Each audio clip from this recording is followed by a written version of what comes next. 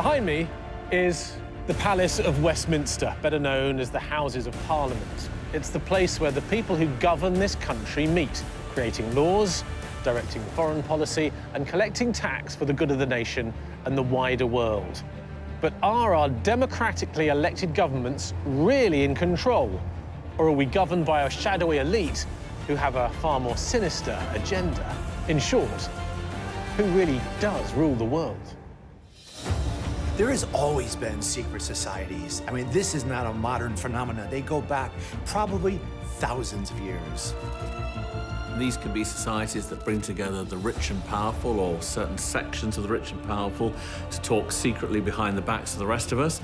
It might be a church within a church, like Opus Dei, for example. They are out there, but they're shadowy and very sensitive to any kind of light being shone on their dealings. Members of secret societies, over the centuries and still today, are alleged and believed to work behind the scenes to rule the world. There are secret societies, but it's more complicated than that. There are the ones we know of, and there are undoubtedly the ones we don't know of.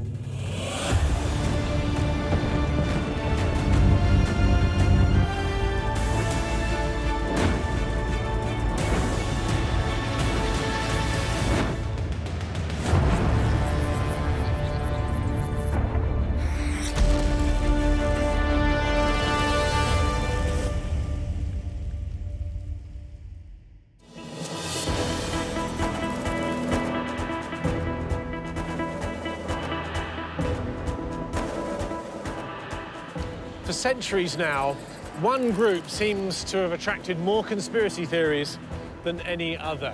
And their UK headquarters is in this building behind me in central London. I am, of course, talking about the Freemasons. Now, past members have included powerful figures such as Benjamin Franklin, George Washington, and even Winston Churchill.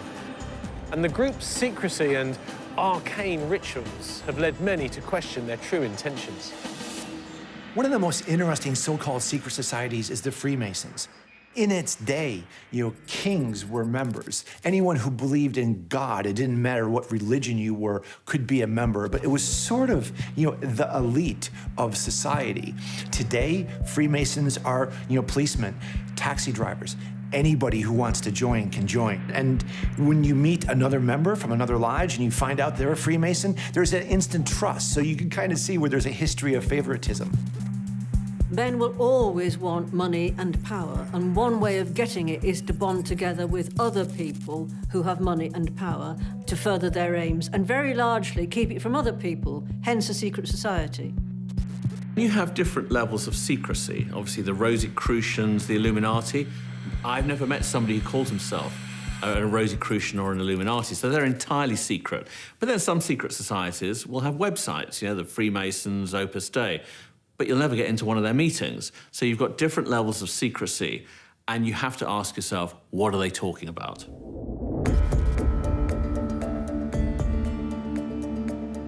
Conspiracy theories about the Freemasons are clearly nothing new.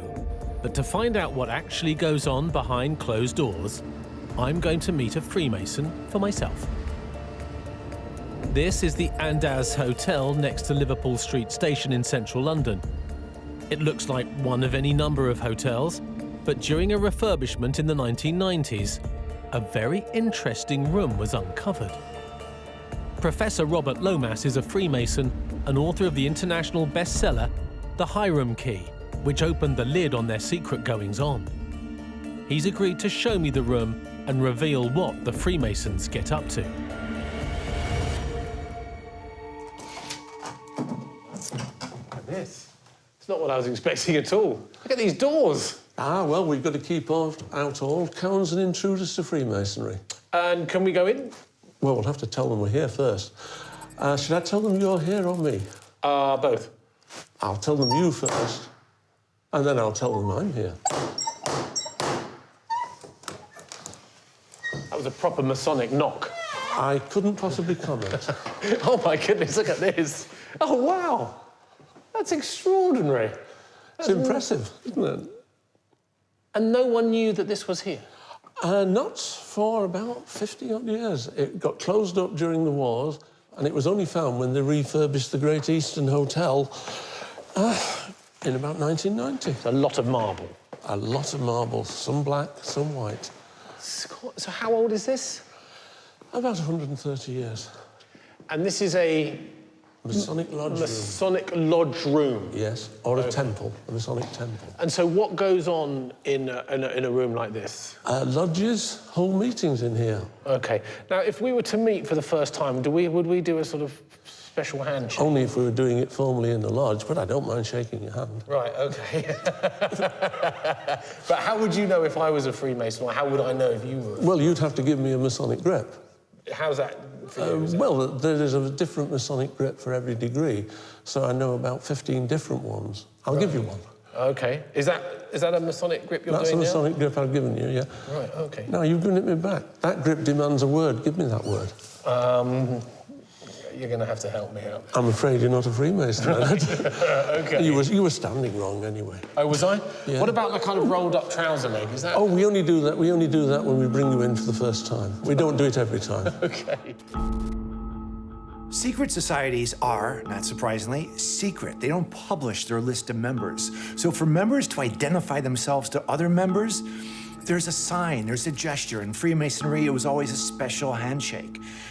Today, you know, the Illuminati, is that a secret society? I don't know, but you do see a high propensity of media figures, politicians, and artists doing the sign of the horn. You know, is that how we communicate today? It's always been something like that. So, talk me through the initiation ceremony, Robert. How does that work? Well, as an initiate, you're brought in a state of darkness, so you're blindfolded. Right.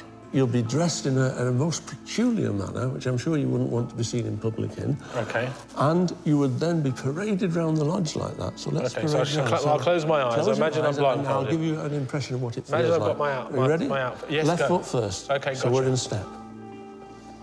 And you would be guided by a deacon who would take you right round the lodge. Right. And we would stop at the corner and we would turn.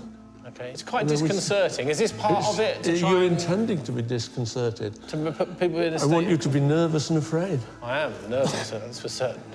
You're having to trust me to guide you. Fully trust you, Robert. I fully trust you. You can open your eyes now. OK. You couldn't if you were an initiate. You would have had various parts of your anatomy displayed to view. Not just your leg, but your naked left breast as well. Really? Yeah, and one of your arms. Why is that? To prove that you are not a slave and are a free man. So the Freemasons have made a big deal about opening up in recent years, but then you have to ask, why bother to be a Freemason if there isn't a degree of secrecy about it? And they've admitted that there are secret handshakes. They've admitted that there are secret signs between them. I mean, the whole purpose of a society like this is to bring together people for their mutual aid, mutual protection, mutual interest. And by their very nature, they're going to be secret. It sounds like it's quite a lot of procedure involved. There's an awful lot of procedural ritual. Right. That's why you couldn't identify yourself as a Mason. No. There was a whole series of 6 or 7 questions we would have had to go through. But where's the kind of entertainment value? I mean, where's the... It's not about entertainment. No. It's about self-improvement. Oh, It's okay. the oldest philosophical self-improvement society in the world, and it's 600 years old. And that's what essentially being a Mason is all about. It's all about learning about yourself. The first degree teaches you to face up to your fears. You come in blindfolded. You have to trust the lodge to guide you. Right. The second degree teaches you to develop your mind and your intellect and study the hidden mysteries of nature and science. And the third degree teaches you about death. You're going to die. Right. Live with it. Because of the secrecy of the whole thing to do with Masonry, it's bound to attract conspiracy theories. I mean, it seems to be, it's sinister, it's pagan, and the big one, of course, is you're sworn to secrecy. Absolutely sworn to secrecy. And because of that, if there's nothing wrong with it, why do you have to be sworn to secrecy? And of course, one of the early symbols of Freemasonry is that you actually draw your right hand across your throat, which is actually symbolising that if I ever tell the secrets of Freemasonry, I will have my throat cut.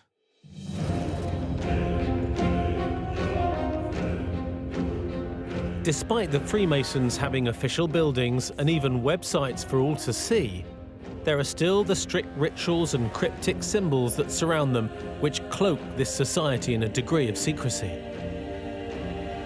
David Barrett is a journalist who has written a book about secret societies in which the Freemasons feature. So, David, what is it that the Freemasons actually do? When they get together, it's basically a gentleman's club. It's middle-aged, middle-class, mainly white men getting together without their women folk, having fun, doing rituals. Rituals are always fun to do. And a little bit esoteric, a little bit weird, and then going for a good meal and a few drinks afterwards. And most of us would think it's quite strange, the arcane rituals, the dressing up, the symbolism. Why do they do that? I've been told that it's the importance of initiation, of joining something, of passing from the old man to the new man. And part of symbolism is a block of stone, a very rough block of stone called the rough ashlar. And through becoming a Mason, that block of stone is then smoothed out, and then you get the smooth ashlar, which is clean cut, polished, and it's symbolic of the change from the old man to the new man. Why do you have to go through all of these different degrees, and of course reaching, of course, the third degree? It all sounds sinister. And I think the problem we have is that so many people have joined Masons, Illuminati, and all these other secret societies is because they do genuinely believe they are going to get something extra out of it. Conspiracy theorists say that there is another level, a secret level to Freemasonry, which has nothing to do with any form of worship or reverence for a divine being, and that basically is about ruling the world. It's an interesting theory for which there is actually no evidence. It might be true, but if we're talking evidence, we can't go much further than that. So to you, David, the idea that there is some kind of dark, hidden conspiracy is completely nonsense. Yeah, I've read so many books which claim that Freemasonry is satanic. It's incredibly corrupt. It's got fingers and all sorts of pies everywhere. Yeah, I'm sure it does in some ways. But if you've got people in judiciary and people in the police, you will at some point get a bit of fiddling going on, a bit of corruption going on. But the whole satanic conspiracy thing is rubbish.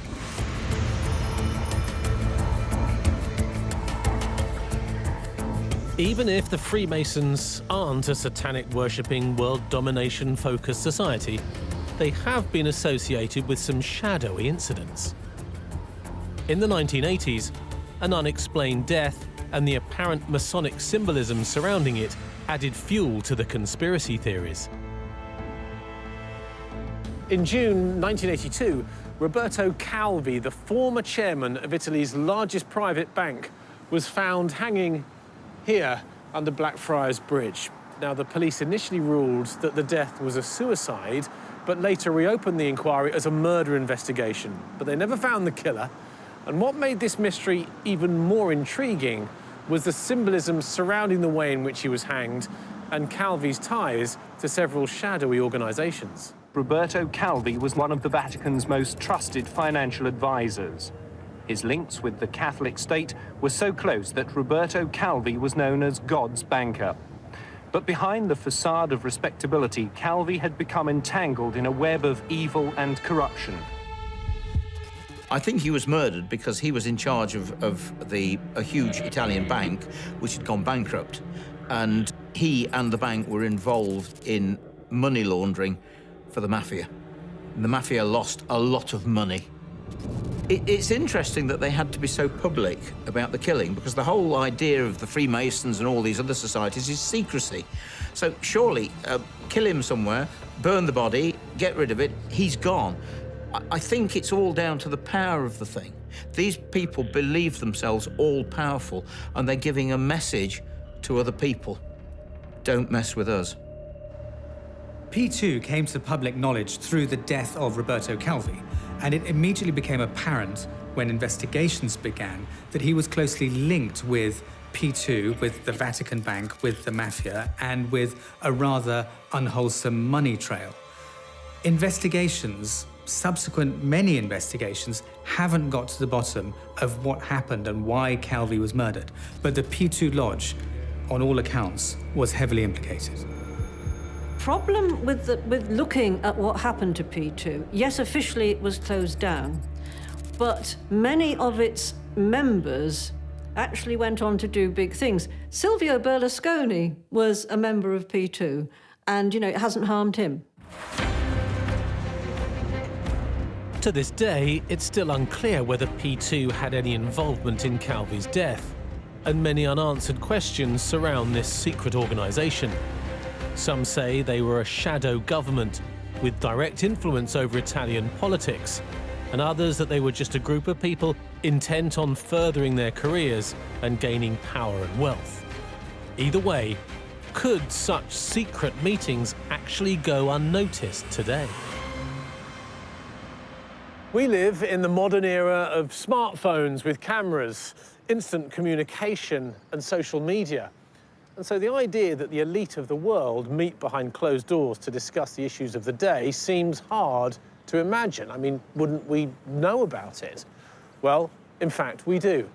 Because once a year there is indeed a gathering of a group of the world's most powerful individuals from the spheres of politics, banking and multinational companies. It is known as the Bilderberg Group. The Bilderberg Group was created in 1954 to strengthen the relationships between Europe and the United States. It's still alive today. And while it's mostly secret in today's world of the media and the internet, it's not so secret. We know that, sometimes celebrities go. Hillary Clinton, for instance, is known to have gone, and they meet once a year for a standard meeting. So while we don't have a list of its members, we are aware of the kinds of people, the politicians, the celebrities, the bankers, CEOs of Fortune 100 companies. Those are the kinds of people who belong to the Bilderberg Group. Now, what they talk about, what's their influence, that remains a mystery. There are a great many societies, and of course the most successful secret society will be the one that nobody's ever heard about, because it's secret. The less successful secret societies one does hear about, and there's some that are downright flamboyant. They like dressing up and their rituals and the whole thing. And there's the usual idea of the Masons is boys dressing up and having a few drinks and a bit of ritual and funny handshakes and basically networking for business. Due to the secrecy surrounding the meetings, it's pretty much impossible to find out what was said in them. And this, plus the nature of the people involved, have led to the group attracting so much speculation that they've even been brought up in Parliament. One person who has researched the group is Professor Andrew Kakabadze, co-author of the book Bilderberg People. What's the point of the Bilderberg Group? What is it that they're trying to achieve? What it is a meeting. It's 3 days a year, and it brings together the elites from finance, from business, from media, education, health, security services, and they discuss issues. And their issues are to discuss and enlighten each other and to form relationships. And one of the original intentions is to form relationships so that we don't need to have international conflict.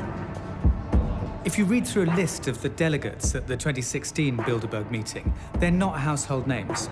Many of them are CEOs and chief executives of very large companies, not necessarily in the limelight as individuals, but these are people with an immense amount of reach and influence. And at their meetings, which takes place in a different location each year, they discuss under Chatham House rules, in other words, there can be no discussion outside of the group, the topics that interest them.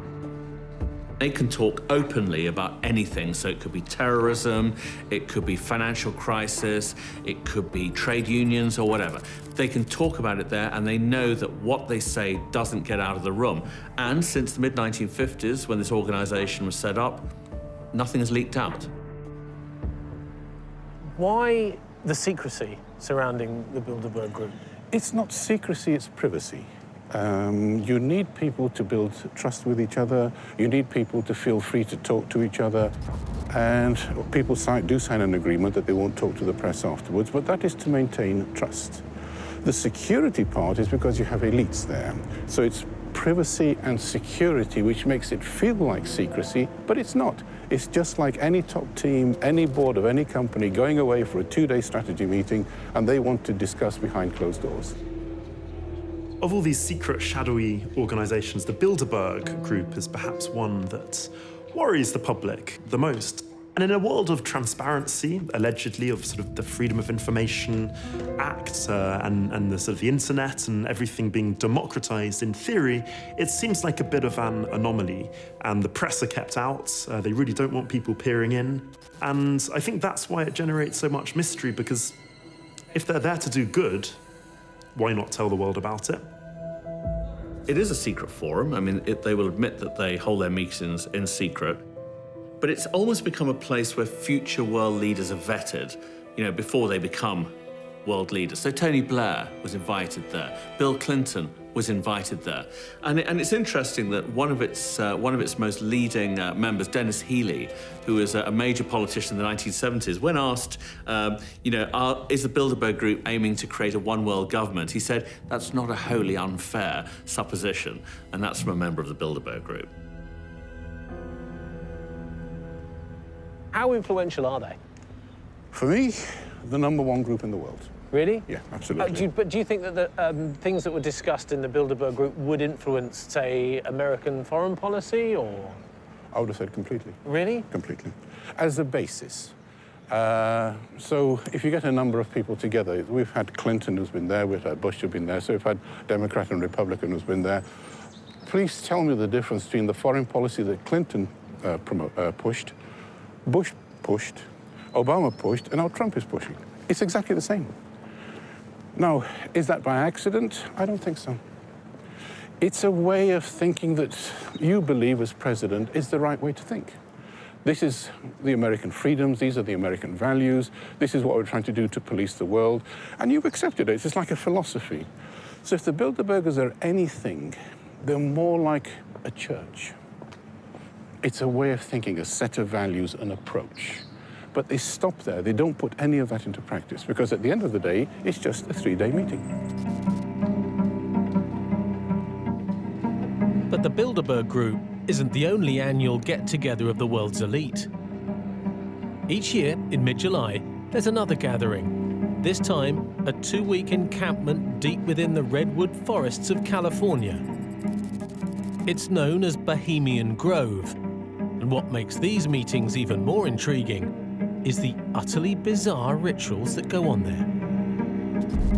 Bohemian Grove is a fascinating all-men private club that could very well be the biggest secret society on the globe today. They meet once a year in California in a really big outdoor sort of nature park that has the most pagan sculptures imaginable. You know, owls, statues of all sorts of weird people in regalia, and, you know, figureheads go there, politicians go there.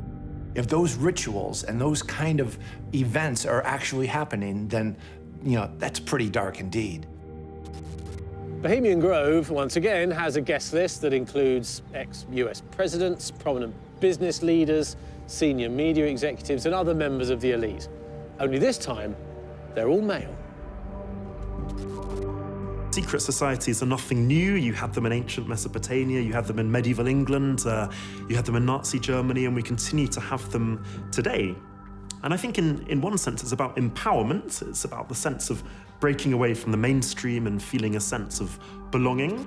But also it's about advancing particular agendas, about self-importance as well, but also about pursuing what could potentially be sinister agendas, but which may be completely benevolent. I mean, we just don't know because they are so secretive. Secrecy is quite a damaging idea, and the fact that nobody knows what is discussed at these meetings means that people will endlessly speculate about the contents, and it doesn't take long for people to assume that they must be up to no good. The goings-on at Bohemian Grove do seem incredibly strange, but perhaps one explanation is that the United States has much more of a culture of secret societies and fraternities, especially at universities. So perhaps these strange ceremonies are simply a throwback to their student days, albeit on a far bigger budget.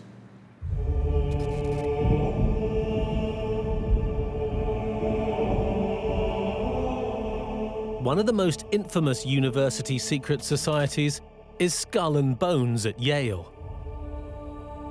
Ceremonies take place in the Tomb, an almost windowless brownstone hall, and there have been stories that screams can be heard coming from it during the initiation ceremonies, that men lie naked in coffins, and that its members worship skulls. And once again, it has a prestigious membership list, including 3 former US presidents. Once again, I'm meeting David Barrett to find out if this really can all be just a coincidence. So what are the benefits of being part of one of these secretive organisations? I think a lot of it is just simply I'm in a club that nobody else is in. Right. 15 people a year, 15 students a year as the whole of Yale belongs to Skull and Bones. So in the entirety of its existence since 1832, there have only been a few thousand members. Right. 15 a year doesn't mount up to that many. There are only a few hundred members alive at any time. But they do tend to be quite influential people. Very little is known about them, to be quite honest with you, because they are so secret. But they have ceremonies inside the tomb, a red velvet room with skulls and bones in it. The initiates every year go through the most ridiculous ceremonies of mock murder. They have to lie naked in a coffin. But the whole thing, I believe, is quite sinister. And I do genuinely believe that the Skull and Bones Society is a society like the Illuminati and various other people that are really looking for world domination. Is there anything sinister, then, about these secret groups and societies? In a way, you could maybe say so, in that President Bush Sr. surrounded himself with Bones money. Right. With the current members are known as knights. Right. Past members are called patriarchs. Okay. And Bush surrounded himself in his administration with patriarchs of Skull and Bones. So it was jobs for the boys? It was jobs for the boys. It was his mates. It was people who he could trust because they'd been in the same club as him. These societies are elitist. There is a lot of wining and dining and quaffing champagne and all that kind of stuff and networking. But essentially the secrecy comes from their perception, at least, that they are important, and the sort of things that are being discussed could have, consequences, and some key players from the global arena, like politicians and merchants and financiers, are all together in a way that could very easily be portrayed as some sort of unholy alliance, some sort of diabolical parliament. So they try to avoid that, because that's not good publicity. But at the same time, yes, they are elitist, and they probably don't want that to be out in the open either. So, is that the answer then? The great force that is shaping our world is money and the people you know. Do the conspiracy theorists' claims stand up at all? In recent years, there have been scientific studies to test whether conspiracy theories could be accurate by looking at whether the deception could really be kept under wraps by the people involved. Something physicist Dr. David Grimes knows plenty about. Often people get frustrated by conspiracy theorists because they're frustrated with their refusal to look at the kind of established evidence. Is there not a way in which you can disprove a conspiracy theory? In science, there's no way to prove a negative. I can never tell you anything with exact certainty is a no. I can tell you it's very, very, very, very, very unlikely. One of the reasons I did my little bit of research on the plausibility of different conspiracy theories holding for a long time is that I kind of wanted to play devil's advocate. I do understand people's, suspicions and needs. I wanted to understand, okay, look, let's pretend there is a conspiracy. Let's see how long it would be likely to last. Let's see how hard it would be to keep it a secret. And when you put the numbers in, it is really difficult to keep secrets for a long time. It's gotten even harder to keep a secret in the information age, and yet we still kind of have a romantic belief of people can keep secrets like that, and they really can't. It's always easy to be tempted to look for conspiracies because we know secret societies exist. Do they rule the world?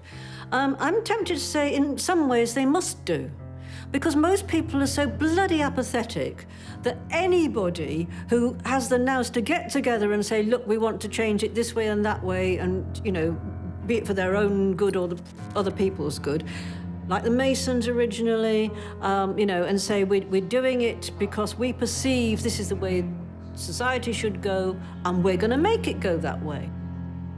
One of the most enduring conspiracy theories is that we are in some way governed by some shadowy cabal that governs the way we live our lives. Why are we fascinated by those kind of stories? Because I think when really powerful people get together in a group, that is fascinating. I'm fascinated by it.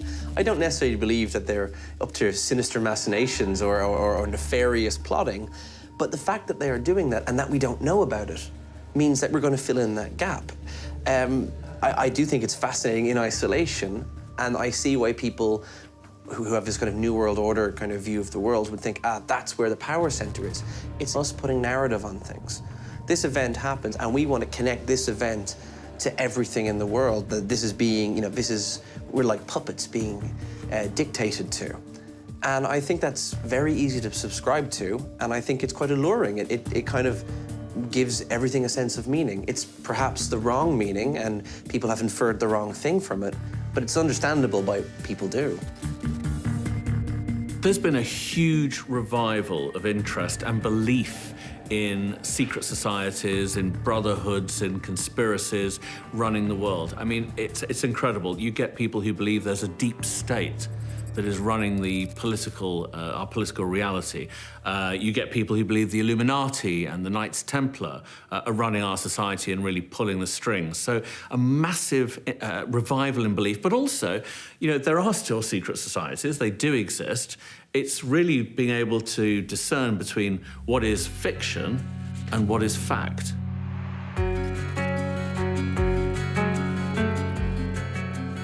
One of the most recent secret societies to have come under the spotlight is Opus Dei. Popularized by Dan Brown's The Da Vinci Code, conspiracy theorists claim that they are an elitist, secretive cult-like group who maintain an extremely high level of control over its members. Opus Dei was founded in Spain as a fairly hardline, conservative Catholic organization. And one of the most notable things about it is that membership is by invitation only. So naturally there are questions about what is Opus Dei, what is its mission, and what does it do? No one is quite sure the reality of what they do. There's about 100,000 members today. And on one hand, we're led to believe, they're hired assassins for the Vatican. And on the other hand, we're told they're pious, monk-like, self-flagellation, doing penitence. But no one's really sure. All we know for certain is that they appear to be quite dark. For some people, they're just a charitable Vatican organization. But for others, they're this much more sort of sinister band of sort of religious zealots whose end is unclear. But again, because they're cloaked in secrecy, that is a kind of, fertile breeding ground for all sorts of conspiracies and rumors to swirl and embrace them. I think because they are a very stern, strict, and also brainwashing organisation, and people who've left Opus Dei have talked about the way in which that they've been worked over psychologically. They've also opened themselves up to all manner of accusations about being a hit squad, about being the enforcers. bumping people off, whatever. I think some of this, we have to say, is fanciful. But Opus Dei does itself no favours by the way that it operates and by the fact that people who leave the organisation, come back to us with such grim testimonies. Just how secret and influential Opus Dei and other groups are is questionable. It seems like it's very difficult to keep conspiracies quiet, and so perhaps we should be less concerned with some shadowy group that lurks behind the scenes, and rather focus on the elite who govern in front of our very eyes, in a world where money can still mean power. And that's not the only problem. During the 2016 US presidential election campaign, the news stories that people engage with most on social media were not written by the major media outlets. They were totally fictional. For many people, the decision as important as who should be the next president of the United States was quite possibly based on information that simply wasn't true. But where did these news stories come from? Political campaigning has changed dramatically over the last 20 years. A case of going out and kissing a few babies and a photo shoot, right back hundreds of years ago, to just buying a few extra beers to the guys in the local inn. To this day, of course, with social media being what it is, you can now reach millions of people with just a tweet. Who knows how many other sort of shadowy beings there might be kind of pulling the strings, and how many deals have been done, I'll give you this in exchange for that, and how when it seems as though the course of politics is, decided via elections and politicians being frank about their intentions, in fact, there are these unseen debts of obligation that need to be serviced. Otherwise, these individuals might be ruined. In 2017, the term for such false news stories was added to the dictionary: fake news. It's not actually a modern phenomenon, but the age of the internet and social media has meant such stories reach a far wider audience, and ascertaining what is real or fake is becoming increasingly more difficult. Will Moy is the director of Full Fact, an organisation that checks the facts in today's government and newspapers. And with so-called fake news on the rise, he has his work cut out. What does fake news mean to you? Fake news is more than anything else. It's a label that politicians who want to avoid questions throw at the media. It's actually a really dangerous thing. You hear, presidents and prime ministers and ministers on the TV, on the radio saying, oh, that's fake news, because they don't want to answer a question. That's a really dangerous thing. But actually, there's a whole set of questions which include, why are their governments trying to push inaccurate information online? And we know that's something, for example, the Russian government has been trying to do in a concerted way.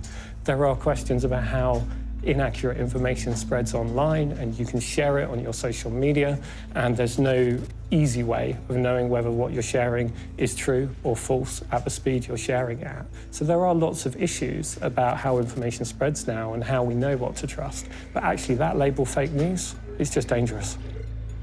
Fake news is basically being created by people who are probably jealous of somebody else, or want to control in a way, and there's nothing better than creating something, true or false, because once it's been in a newspaper or it's been on the internet, then, guys, it's in print and it's fact, it's real. And I'm afraid no matter what people say, once they've read it, they believe it. And you can bring down people, you can bring down organisations, you can bring down governments, literally by creating fake news. And with the internet as it is, fake news is on the rise big time. How is it possible in today's age to believe what we read online? I think that's the thing that's becoming really difficult for all of us. Actually, the easiest thing is to shut down and say, well, it's all lies, so I won't bother. But actually, there's important things out there you want to know. So the question is, how do you find them, and how do you pick them out from around all the mess? For us, it's about finding claims that you think are important and then tracing them back and be able to find sources you can trust. So we're quite lucky to have official statistics that are broadly pretty trustworthy and that are independently scrutinised that you can go back to. So that's one area where you can find information you trust. Now, not everyone has time to listen to a politician and trace everything all the way back, and that's what fact-checkers do. So we're a shortcut, if you like, for letting people not just hear claims that seem important, but actually have all of that paper trail all the way back that you can judge for yourself. The power of the shadow men has completely changed. I mean, it's no more these guys with umbrellas, bowler hats, and the bank. It's changed. The most powerful people now in the world are the people that control Amazon and Google and Facebook, and they are the new movers and shakers of the world. We're only ever a few clicks away from coming across groups of people who believe that the government is somehow controlled by some dark and secretive organisation, some kind of cabal. Is there any evidence to suggest that this is the case? Well, I and my colleagues at Full Fact have spent the last 7 years on the outside of government, staring in minute detail. And frankly, the idea that it's controlled at all is looking a bit thin at the moment. We've had 3 years with 2 general elections, a referendum that I'm pretty sure didn't go the way the powers that be expected. So the idea that there's a lot of control is beginning to look far-fetched. So, no, I don't think there's magical control happening somewhere. Sometimes it doesn't seem like there's that much control happening anywhere. But what we have seen, I think, in the last sort of 7 years while we've been operating, is they're that much more exposed to outside scrutiny than perhaps we thought they were when we started. It's difficult to know what to believe. And while there is evidence of secret societies existing and having meetings behind closed doors, we still don't really know what's discussed and what effect, if any, it has on society. What we do know is there are enough fanciful claims of rituals, assassinations, and global domination that have fueled conspiracy theories for centuries. There have been secret societies since the dawn of time, and these exist across the world. In Asia, there are the Yakuza and the Triads. In Italy, we have the Camorra and the Mafia, and Opus Dei. There are any number of secret societies. It's unarguable. The Illuminati were real. What's interesting is what people assume that they're up to. Some of them are, I'm sure, absolutely benign. But when one looks at events like the murder of Roberto Calvi, some of them are not benign. You know, the idea that you have these societies that have secrets, that they are willing to pass on to initiates under great, secret circumstances. Yeah, that presupposes that the secrets are worth having. And actually, I just have come to the conclusion that just because something is secret, it's not necessarily right or worth having. It's really tough to say if there is demonstrable impact of secret societies today. You know what? I suspect there is, but I don't think it's any society that we're aware of. It's not the Skull and Bones, it's not Bilderberg, it's not the Freemasons. It's gonna be some nameless group of puppet masters who we'll never know about, but who are probably influencing everything from the world economy to the weather.